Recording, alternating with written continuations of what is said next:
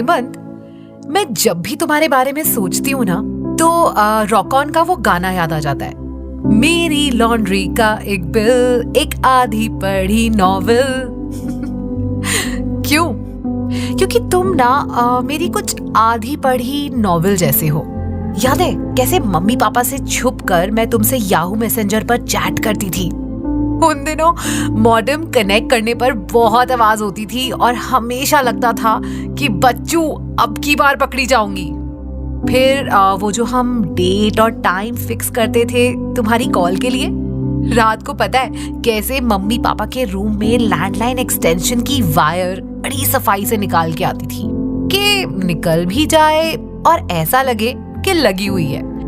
फिर सुबह सुबह चुपके चुपके उनके रूम में जाती और मम्मी के उठने से पहले वापस से वायर को फिक्स कर देती। Those were really fun days, नहीं? लेकिन I have a confession. Actually, sorry कहना है। Sorry कि मैंने तुम्हें तब फ्रेंड जोन कर दिया। तब तो ये टर्म भी नहीं बनी थी। I know तब से अब में we've both moved on. Life has moved on. पर अब जब सोचती हूँ तो लगता है कि कुछ तो था, समथिंग जो फ्रेंडशिप से थोड़ा ज्यादा था। I mean, वरना क्यों हम इतने साल despite me friend zoning you touch में रहते। उस दिन जब तुमने मुझे कॉल किया और कहा कि मेरे शहर में हो तो I was so excited. I mean, finally पूरे 12 साल बाद हम फर्स्ट टाइम मिलने वाले थे। कैन यू इमेजिन, हमारी पहली मुलाकात 12 साल बाद। और फिर जब मैं चहकते महकते सीपी में कैफे कॉफी डे पहुंची तो कैसे 2-3 घंटे बातें करते करते निकल गए पता ही नहीं चला।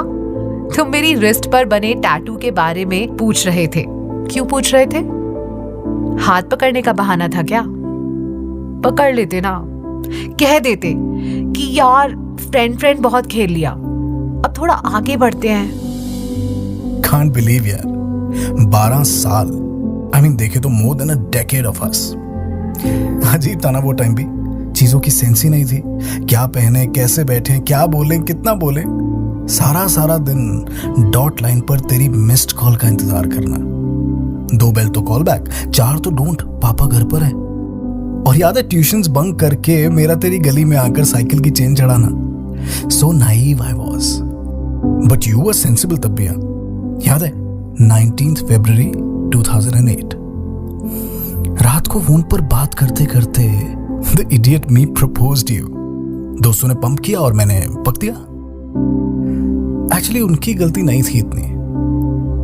मैं इतना सोचता था ना तेरे बारे में, दिन रात हर वक्त, कि कुछ और सोचता ही नहीं था मुझे।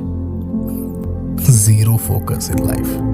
Despite bad grades, I used to attend school every day to see you.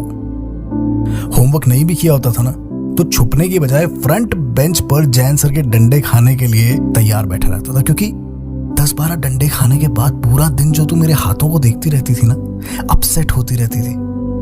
बस वही चाहिए था मुझको। जब तक तू बस में नहीं चढ़ती थी ना, मेरा साइकिल हिलता नहीं था वहां से। Madly in love I was with you. But वो जो 10 सेकंड का साइलेंस था ना, after me rushing into proposing you and you saying a flat no, you can't believe it was my longest waiting period ever। ऐसा लगा जैसे end of the world। लड़कपन के सारे सपने चूर चूर हो गए।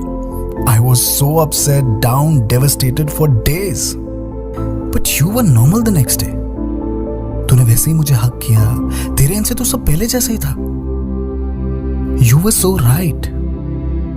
हम दोस्त थे यार, और दोस्ती ऐसे किसी भी स्टूपिड रिलेशनशिप से कितनी इंपॉर्टेंट है ना? सही कहा था तूने मुझे, फोकस करना चाहिए मैथ्स पर, ग्रेड्स पर, क्योंकि वही मेरा करियर बनाएंगे। प्यार व्यार से क्या होगा?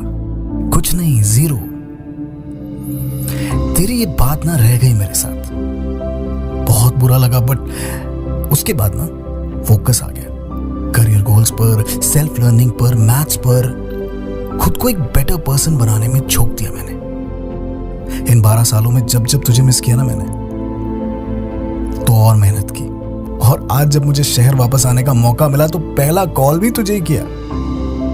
मेरे स्कूल के ग्रेड्स, एमएनसी की नौकरी, सक्सेस, बॉम्बे का पेंट हाउस, 4 छल्ले वाली गाड़ी, मेरा जीरो से हीरो बनना, I owe it all to you यार। You are what a good friend is.